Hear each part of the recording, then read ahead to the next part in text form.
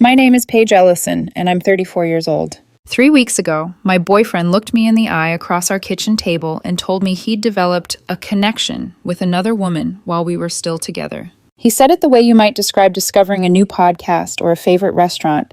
Casual, thoughtful, as if he'd spent the whole flight home workshopping how to make cheating sound like a growth experience. I didn't cheat, Paige, he said, setting his fork down like he was closing a deal. I just developed a connection with someone I met on the trip. I remember staring at the condensation sliding down my water glass, one droplet, then another, racing toward the ring at the bottom. Is that what we're calling it now? I asked. My voice came out lighter than I felt. A connection? It's not that simple. The part that surprised him most, I think, was that I didn't yell. I didn't throw anything. I didn't even raise my voice. I just looked at him and said, "It is now." Ryan and I had been together for 4 years. We met when we were both 30, at a coworker's birthday thing. Some crowded rooftop bar, where the music was too loud and the cocktails had names like Cloud Integration. He was the charming sales guy with the easy laugh and the perfectly rolled sleeves. I was the software developer who smelled faintly of coffee and server rooms. We fell into a relationship the way you fall into a routine. One shared Uber, one late-night debugging session he stayed up for, just to keep you company, one weekend trip that felt surprisingly natural. After a year, he moved into my apartment, a 2-bedroom place I'd fought hard for, negotiated down, and furnished piece by piece off my own salary. We had what I thought was a solid life. Nice place, good jobs, trips twice a year when we could swing the PTO. We'd talked vaguely about marriage. Someday, when the timing made sense, when work wasn't so crazy, when we'd saved just a little more. Nothing dramatic, nothing soap opera level, just steady. Then his company sent him to a conference in Austin. 5 days, he'd said, leaning against the counter while I packed him travel-size shampoo. Panels, networking, free breakfast I'm definitely going to sleep through. Try not to miss me too much. Bring me back something weird and Texan, I told him, and call me at night. I want to hear how many buzzwords you survive. He laughed, kissed my forehead, and left early Monday morning. I watched him wheel his suitcase down the hallway and thought about how lucky I was to have something so normal. He did call, at first. Tuesday night. Stories about an over-caffeinated keynote speaker and a panel that should have been an email. Wednesday.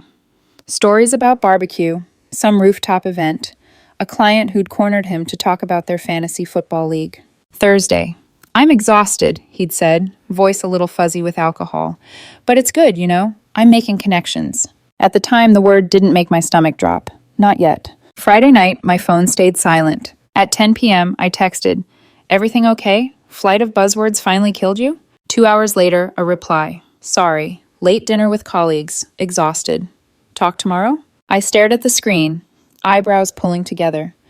Ryan could talk for 20 minutes straight about the merits of different phone chargers. Him skipping a call when he'd promised to check in felt off. Saturday morning, another text. "Hey, some people are staying through the weekend to explore the city. Extended my trip by 2 days. That cool?" I didn't love it, but it wasn't insane. Conferences blur into hangouts. Hangouts blur into why not stay? And I'm not his mother. I took a breath. "Sure," I typed. "Have fun. Send pics. Miss you." He didn't send many pictures. He came home Monday evening instead of Saturday. I picked him up from the airport, watching as he scanned the crowd before spotting me. He hugged me, but it felt distracted. His phone buzzed in his pocket. He glanced down mid-conversation. "Good trip?" I asked as we walked to the car. Yeah, it was a lot," he said. "Panels, meetings, you know how it is." He talked, but everything he said sounded like placeholder text. Generic. Filled with words but empty of meaning. I told myself he was just tired. That night, after we'd unloaded his suitcase and he'd taken a long shower, we ended up at the kitchen table with leftover pasta. The apartment was quiet, the kind of quiet that usually feels safe to me. Instead, I felt like someone had turned the volume down on the world and up on every tiny sound. The clink of fork against plate, the low hum of the fridge, the faint buzz of his phone where he'd placed it face down beside his glass. He pushed some penne around, then set his fork down. "We need to talk," he said. Those 4 words never mean anything good. I set my own fork down slower. "Okay, talk." He exhaled, like he was about to present quarterly numbers. "I met someone at this conference," he said. Her name is Sabrina. She's in venture capital. We spent a lot of time together. My stomach dropped, but my face didn't move. Okay, I said, and I think I developed a connection with her, he said, like a real connection, something I haven't felt in a long time. I stared at him, and the man who knew the exact way I take my coffee, the version of my laugh that means I'm actually amused versus just being polite, the way I sleep curled toward the wall when I'm anxious. What does that mean, Ryan? I asked. A connection. It means I'm confused, he said, eyes flicking to mine, then away. About us. About what I want. Sabrina and I, we talked a lot. About life and careers and what we want from the future. She made me realize I've been comfortable, maybe too comfortable. With me, I said. It wasn't a question. That's not what It is what you meant, I said quietly. You just don't like hearing it out loud. He rubbed a hand over his face. Paige, I didn't cheat on you. Nothing physical happened. We just connected, emotionally. I don't want you to think. You extended your trip, I cut in, for 2 extra days, to explore the city, with colleagues. A flush crawled up his neck. We were in a group, he said quickly. Most of the time. Most, I repeated. He met my eyes finally. It's not that simple. It is to me, I said. The air between us thickened. I could feel my heart pounding, like my body was trying to sprint while I stayed perfectly still. So, let me get this straight, I said, my voice remarkably calm even to my own ears. You went to a conference. You met a woman. You spent the weekend with her. You extended your trip to spend more time with her. You came home and now you're telling me you've developed feelings and you're confused about our 4-year relationship. But you want credit because you didn't technically have sex. He flinched. When you say it like that, that's literally what happened, Ryan. I'm not even adding adjectives. He leaned forward. Paige, I just need time to sort through what I'm feeling. To figure out what I want. I don't want to throw away what we have. I'm not going to sit here while you audition other options, I said. He stared at me, thrown off script. That's not what this is. That's exactly what this is, I replied. You want to see if this connection goes anywhere while I keep your spot warm in case it doesn't. That's not fair, he said, voice rising for the first time. I'm being honest with you. Most people would have lied. You're not getting a medal for telling me you emotionally cheated in high definition, I said. You developed feelings for someone else. You extended your trip to nurture those feelings. You came home and told me you're confused about us. That is cheating to me, Ryan, whether you took your clothes off or not. Silence. He swallowed. So what are you saying? I'm saying I'm not confused, I told him. If you're in a place where you can fall in love with someone you've known for a weekend, we're done. His eyes widened. Right now? You're breaking up with me right now? Yes, I said. Tonight, now. Paige, come on. We've been together for 4 years. You're really going to throw that away without even... You threw it away when you chose her, I said. You just waited until you got home to inform me. He shook his head like he could dislodge my decision. I just need time. And I'm telling you, I'm not giving it to you, I said. Pack a bag. You can stay with a friend or get a hotel. We'll figure out the rest later. He stared at me like he didn't recognize me anymore. Like I'd suddenly become the unreasonable one in the story he'd written in his head. You're overreacting, he tried. This is... Ryan. I pushed my chair back and stood. My legs felt like they belonged to someone else, but they held. Pack a bag. For 20 minutes, he argued. He insisted nothing physical happened, that I was being dramatic, that I was throwing away something real over something that might mean nothing. I didn't yell. I didn't cry. I repeated the same sentence every time he paused for breath. Pack a bag. Eventually, he did. I watched him shove clothes into a duffel, grab his toiletries, yank chargers from outlets like they'd offended him. He stopped in the doorway, bag over his shoulder, face stormy. You're going to regret this, he said. I leaned against the hall wall, suddenly exhausted. I doubt it, I replied. I listened to the door close, listened to his footsteps retreat down the hallway, listened to the elevator whir. Then I went back to the living room and sat on the couch in the dark for almost 2 hours, hands clasped so tightly my knuckles ached. My phone buzzed once on the coffee table. A text preview from an unknown number, just a first name, Sabrina. I didn't open it. Instead, sometime after midnight, I stood up, looked around the apartment we'd called ours, and felt something inside me click into place. This was my lease, my space, my life. He had chosen his connection. I was about to choose what happened next. And step 1, I realized, was simple. Ryan Caldwell didn't live here anymore. The next morning, I woke up to sunlight and silence. For a second, I forgot. There's this tiny, cruel moment after something blows up when your brain hasn't fully booted the new reality yet. My hand reached instinctively toward the other side of the bed. Cold sheets. Right. Conference, Sabrina. Connection. I stared at the ceiling for a long time. My chest felt heavy, but underneath the ache there was something else. Not relief exactly, more like clarity with sharp edges. Ryan wanted time. I was done giving him any. Around 9 a.m., I rolled over, grabbed my phone, and scrolled to my sister's name. Kara answered on the second ring. Hey, what's up? You never call this early unless something's on fire or you broke prod. Her voice was still rough with sleep. I swallowed. Something's on fire, I said. It's just not a server. That woke her up. Okay, she said, instantly sharper. Talk. I told her everything. The conference, the extended trip, the connection. The way he'd sat across from me like he was explaining a scheduling conflict instead of detonating our relationship.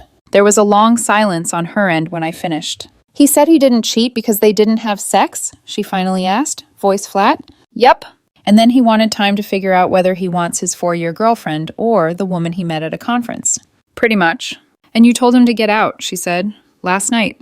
Yeah. Another silence. Then a low, dangerous sound that I recognized as Kara's version of a growl. I am going to kill him, she said calmly, after I help you pack his crap. Despite everything, a laugh broke out of me. It sounded brittle, but it was still a laugh. The lease is in my name, I said. He moved in with me. I don't want to drag this out with some drawn-out negotiation over who keeps what.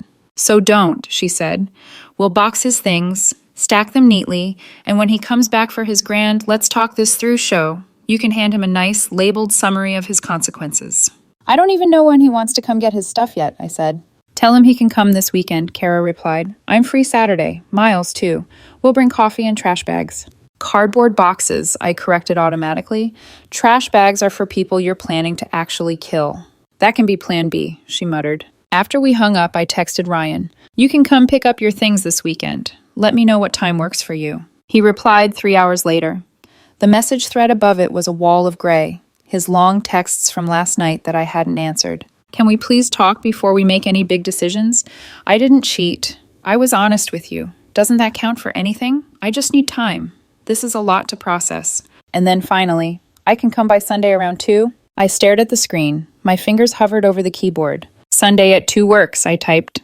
Your things will be ready. No emojis, no softening language, no we or our, just logistics. Saturday morning, Kara and Miles showed up at my door with cardboard boxes, tape, and the kind of energy people bring when they're not sure if they're here to help you move on or help you bury something. Miles hugged me first, tight and awkward. Hey, Paige, I'm sorry. Ryan's an idiot. An impressive one, Kara added, brushing past me. Point me toward his stuff. We did it like a project. It was easier that way. His clothes came first. We pulled all his button-downs, jeans, jackets out of the closet and folded them into boxes. I paused over a navy shirt I'd bought him for his last birthday. He'd worn it to dinner that night, leaning over the table to kiss me between courses. I held it for a second longer than I meant to. Kara watched me. Do you want to keep any of it? She asked gently. I shook my head and set the shirt into the box. If I want to see this shirt again, I'll go to the store and buy one for myself. We labeled it clothes. Then shoes, toiletries, books, tech, kitchen stuff that was unmistakably his, the stupid copper mug he bought because Moscow mules just taste better this way, the blender he swore he'd use for smoothies and mostly used for margaritas, the sports memorabilia, the random collection of chargers and cables he insisted he'd need someday. Every box we taped shut made the apartment feel a little less shared and a little more reclaimed. How are you doing? Miles asked at one point, wiping sweat from his forehead with the back of his wrist. Like I'm packing up a roommate who died in a very specific plane crash, I said. One that landed in Austin and exploded in a ball of emotional connection. Kara snorted. You're handling this better than I would.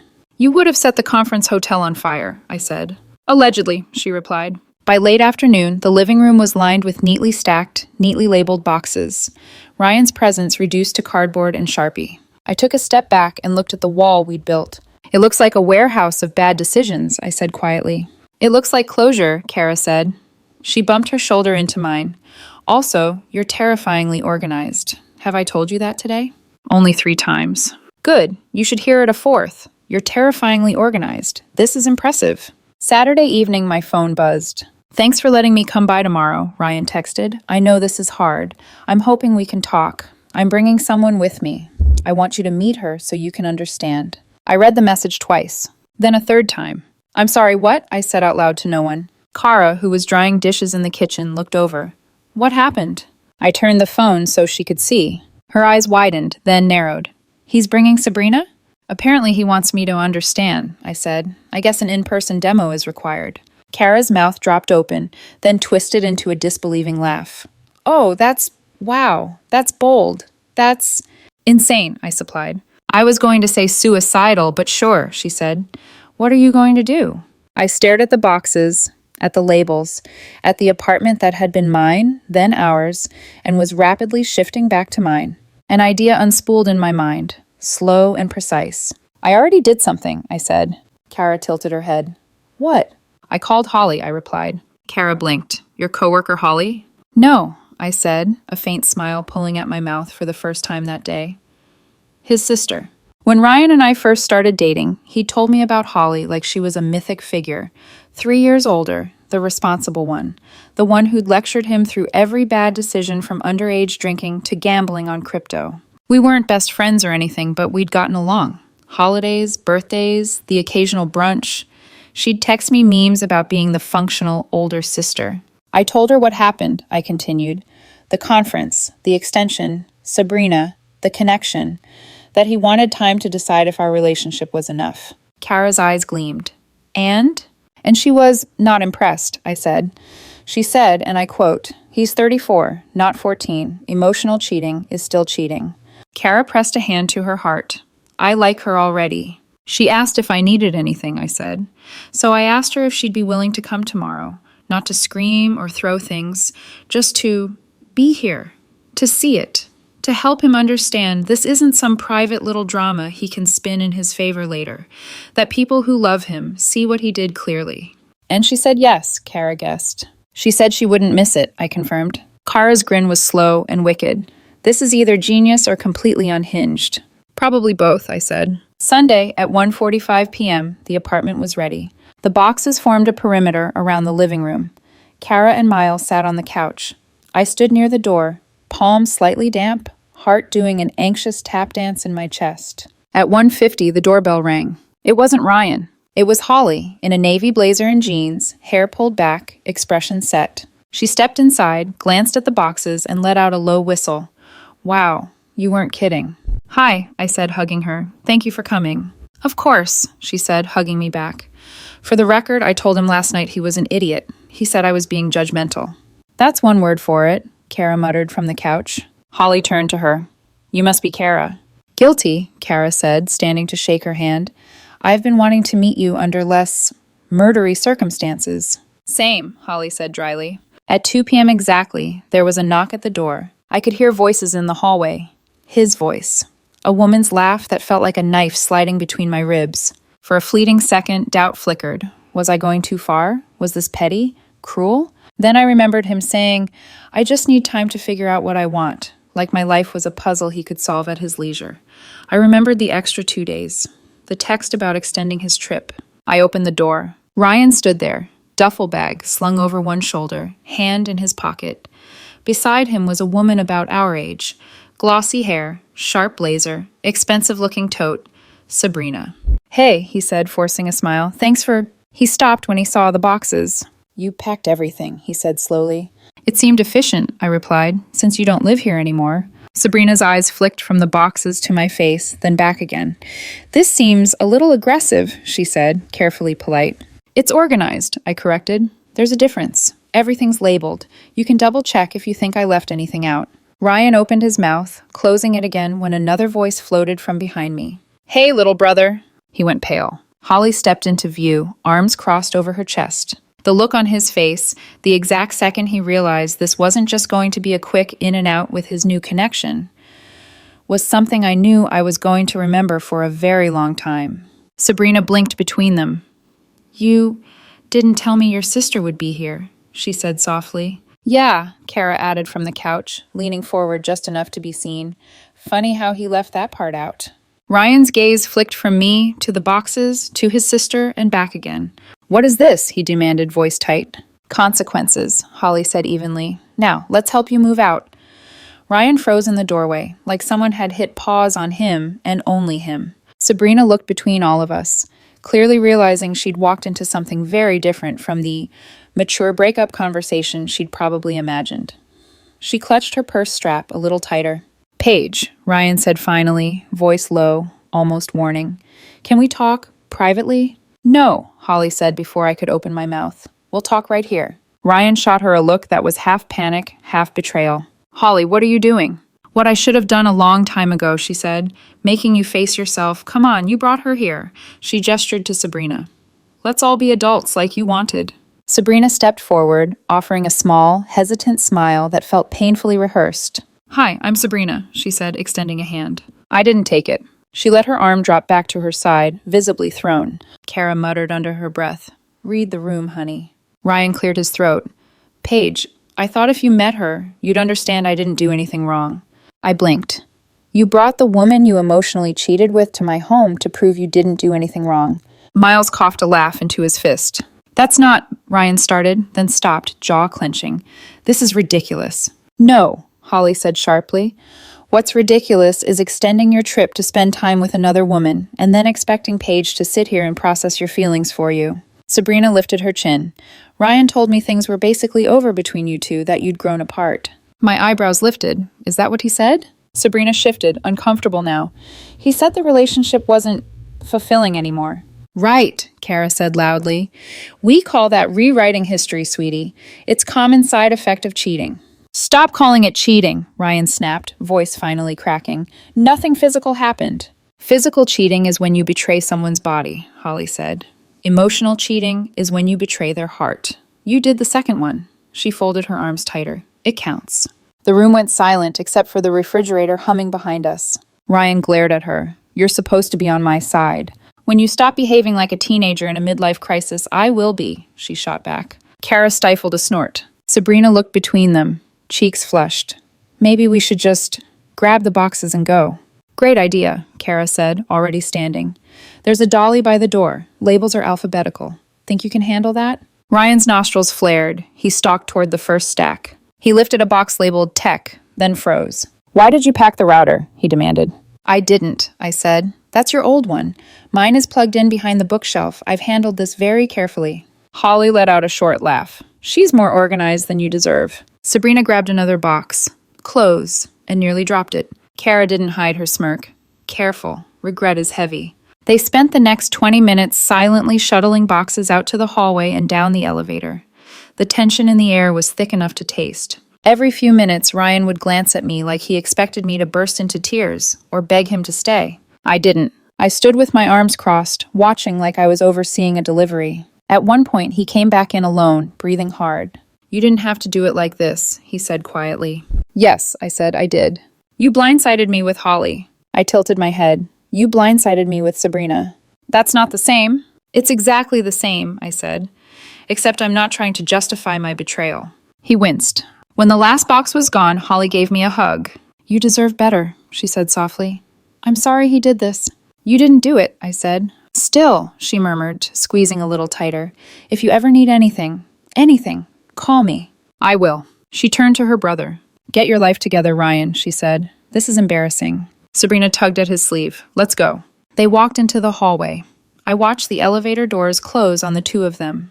Sabrina avoiding eye contact, Ryan staring at the floor like he'd finally realized how badly he'd miscalculated. When I shut the apartment door, the air felt different. Quiet, yes, but also clean. Kara walked over and wrapped an arm around my shoulder. You okay? I let out a long breath. I think so. Miles nodded at the wall of empty space where the boxes had been. What now? I looked around my reclaimed apartment. The answer came easily. Now, I said, I changed the locks. I changed the locks the next morning. New deadbolt, new key, new quiet finality. The building's handyman didn't ask questions. He just whistled while he worked, unaware he was sealing the last physical thread Ryan had to my life. By noon, the apartment felt like a place I lived in again. not a museum of memories waiting to accuse me. But the silence had teeth. Every small sound felt amplified. The click of my mug on the counter, the hum of my laptop, the creak of the hallway outside. I'd gotten used to someone else's footsteps, someone else's keys jingling, someone else's scattered energy. Now it was just mine. I made tea, sat on the couch, let the quiet settle, and then my phone buzzed. Ryan. Of course. Ryan. What the hell was that yesterday? Ryan. You ambushed me. Ryan. You made me look terrible in front of Sabrina and Holly. Not cool. Ryan. Can we please just talk without an audience? I ignored the first three. Finally, I typed, "We don't need to talk. Everything needed to be said was said." 3 dots appeared, disappeared, reappeared. Ryan. I didn't cheat, Paige. You keep twisting this. I set the phone down. Letting him talk to the void felt satisfying in a way I didn't expect. But he didn't stop. Ryan. I was honest with you. Can you at least admit that counts for something? Honesty? After spending a weekend nurturing a connection behind my back? No, but I didn't bother replying. Instead, I went for a walk, around the block, down past the bakery where the smell of warm bread always drifted onto the sidewalk, toward the tiny park with the duck pond Ryan always said was too small to be a real park. Walking without him felt strange, like I kept expecting to match his pace, hear his commentary about random joggers, stop so he could point out a dog he liked. But it also felt clearer, like my brain had finally stopped buffering. By the time I got home, there were 2 more texts. Ryan, I meant what I said. I just needed time to figure out my feelings. Ryan, you didn't have to blow everything up this fast. Nerves prickled under my skin. Not anger, not sadness, just certainty. I typed, you extended your trip for her. You hid it. You came home and admitted feelings for someone else. I didn't blow anything up. You did. No response. An hour passed. Another. By evening, my sister Kara texted to check in. Kara, how's the newly purified apartment? Should we smudge it? Light candles? Perform a full exorcism? Quiet, I typed back, almost too quiet. Kara, the peace before the peace. You'll adjust. Me, did Holly text you? Kara, yep. She said thank you for supporting Paige, and also I might strangle my brother with a charger cable someday. A huff laugh escaped me. Kara, she seems cool. Keep her in the divorce. It wasn't a divorce, I typed, then paused. Then added, but yeah, I like her. That night, I slept hard for the first time in days. Like my body had finally decided it was safe to shut down for a few hours. The next morning, there was another message waiting for me. Ryan, Sabrina and I are going to cool things off. The distance is too much. She's going back to San Francisco tomorrow. I stared at the message for a long moment. Part of me expected to feel something. Vindication, maybe. Anger. Relief. Anything. But all I felt was tired. He sent another text before I could respond. Ryan, I don't know what I'm doing. I miss you. I locked my phone and slid it into a drawer like he was a piece of clutter I didn't want on my kitchen counter. Because I wasn't going to be his fallback plan. Not now. Not ever. The next few days were unnervingly quiet. No more blow-ups, no more boxes, no more emotional landmines waiting in the hallway. But the story didn't stay contained for long. By midweek, word was circulating through our friend group. Half-hearted sympathy texts began trickling in from people I hadn't spoken to in months. Some were supportive. What he did was messed up. You deserve better. Others hedged. Maybe he was just confused. At least he didn't sleep with her. A connection isn't the same as cheating. Those people got no replies. Because I'd lived this difference, and I knew. Emotional betrayal carves the deepest wounds. Thursday night, Holly texted me directly. Holly, he's spiraling. Holly, trying to play the victim. I'm not in the mood for it.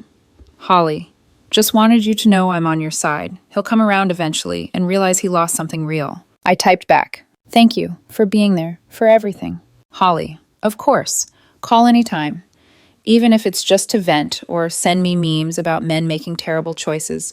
I smiled, a small one, but real. On Sunday morning, exactly 1 week after the move out, Ryan asked if we could meet for coffee. I stared at the message for a long time. Part of me wanted to ignore it forever. Another part knew that loose threads have a way of tangling everything if you don't tie them off. Eventually, I replied, tomorrow noon, the cafe on 5th, the place where we'd gone on our second date. The place where he'd told me, with a shy smile, that he could see us lasting. Now we were meeting there to bury the version of us that didn't survive his choices. I didn't know what closure would look like, or if it would feel like anything at all. But I knew this. Whatever he wanted from me, it wasn't going to change my decision. And tomorrow, I'd say it to his face. The cafe on Fifth looked exactly the same as it had 4 years ago, sunlight drifting through big windows, the low hiss of the espresso machine, the chalkboard menu that always tilted a little to the left, no matter how many times the baristas straightened it. Everything unchanged. Except me. Except us. Ryan was already there when I walked in. He'd chosen a table in the back, half hidden, like he didn't want an audience for whatever came next.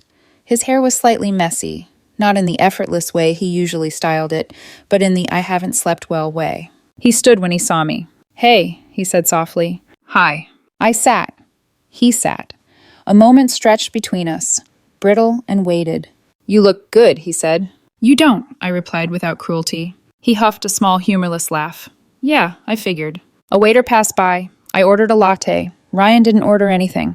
"You're not getting coffee?" I asked. "I already had some," he said. I glanced at the untouched cup beside him. Cold. Full. He was lying. The man was always terrible at pretending. We sat in silence until he finally broke. "I messed up," he said. "I know that. I know you don't believe me about nothing physical happening, but it's the truth." "It doesn't matter," I said softly. He blinked. "How does that not matter?" "Because you didn't cheat with your body," I said. "You cheated with everything else." He swallowed, eyes shining with something like shame, or maybe regret, or maybe just the fear of losing something familiar. "I didn't mean for any of this to happen," he said. "Sabrina and I just talked. We connected over work stuff, career stuff. She understood parts of me that I didn't?" I asked quietly. He opened his mouth, closed it. "That's not what I meant." "But it's what you felt," I said. "And that's what matters." He scrubbed a hand across his jaw. "I was confused, Paige. I thought the connection with her meant something. I thought maybe it meant something was missing with us." "And now?" I asked. "And now I know it was fleeting," he said. "Situational, unrealistic. It didn't hold up once real life came back into the picture." "That's what infatuations do," I said. "They burn hot. They fade fast." He looked at me, eyes pleading. "I want us back." I let the words sit between us, heavy and impossible. "I miss you," he said. "Our routines, our home, you." "You miss stability," I said gently. "You miss a soft place to land after making hard choices." He flinched. "That's not fair." "It's honest," I said. "You know it is." He leaned forward. "Paige, you were the best thing in my life. I see that now. I just got caught up." It felt exciting to meet someone new who saw me in this different light. I know that sounds awful. "It sounds human," I said, "but it's still betrayal." He swallowed hard. "Is there any chance? Any chance at all? If we take it slow, if we rebuild?" "No," I said. He stared at me as though the air had been punched out of him. "No?" he echoed. "There's no version of this where we get back together," I said. "Not now, not later." "I still love you," he whispered. I shook my head. "I don't think you do. I think you love the comfort I gave you, the version of yourself you could be with me. But that's not love, Ryan. If you loved me, really loved me, you wouldn't have done this." His eyes reddened. He looked away. "I didn't expect to lose everything," he said quietly. "Not like this." "You didn't lose everything," I said. "You lost me, because you chose someone else while I was still standing right here." He closed his eyes, shoulders caving inward. The waiter brought my latte. Steam curled into the air. I took a sip. Ryan eventually spoke again. "Holly won't talk to me." "She's angry," I said. "But she'll forgive you. Sisters do." "What about you?" I let out a slow breath. "I don't have to forgive you to move on." He nodded, defeated. "So this is goodbye." "It already was," I said. "Today is just the paperwork." A tear slipped down his cheek. He didn't wipe it away. We sat there a moment longer. Two people who used to share a life, now strangers held together by nothing but loose memory. Finally, he stood. "Take care of yourself, Paige." "I will." He hesitated like he wanted to hug me, but he didn't. Couldn't. Shouldn't.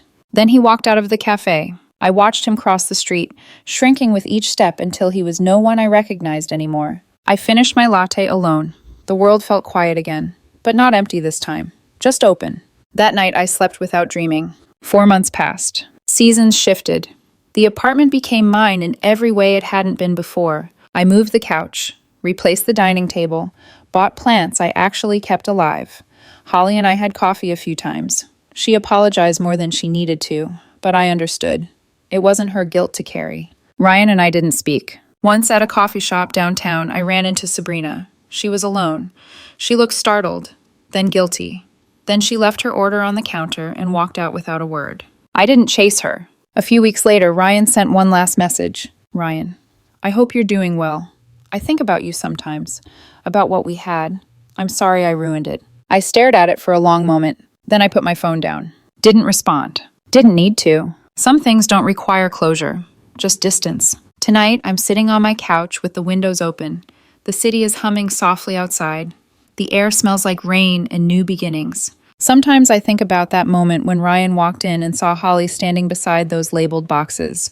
The shock in his eyes. The realization that his actions weren't private. They had witnesses. They had consequences. It wasn't revenge. It was clarity. And clarity is something I don't lose anymore. My apartment is warm. My life feels steady. I'm dating again. Nothing serious yet, but different this time. Clearer. I know what I'm looking for, what I won't tolerate, what's real, what I deserve. Life goes on. And honestly, it's going on beautifully without him.